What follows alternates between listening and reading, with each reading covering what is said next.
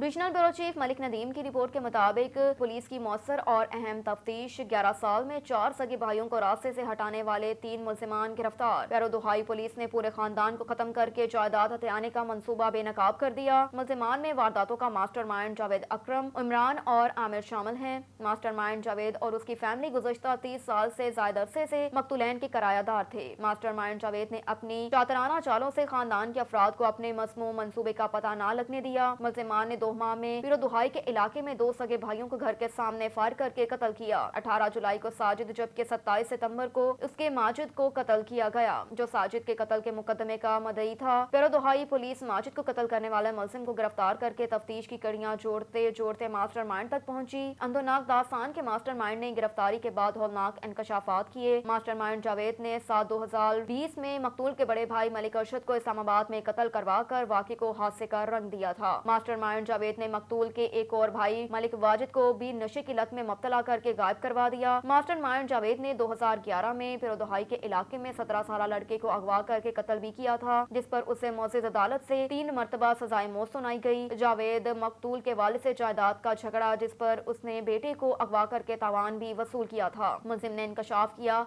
कि एक ही खानदान के पूरी नस्ल को रास्ते से हटाने के पीछे करोड़ों की जायदाद का लालच था। गिरफ्तार रना तो होता तो एक एक करके सारे खानदान को खत्म कर देता। मास्टरमाइंड का इंकशाफ, मुल्जिमान को शनाख्त परेड के लिए जेल भिजवा दिया गया।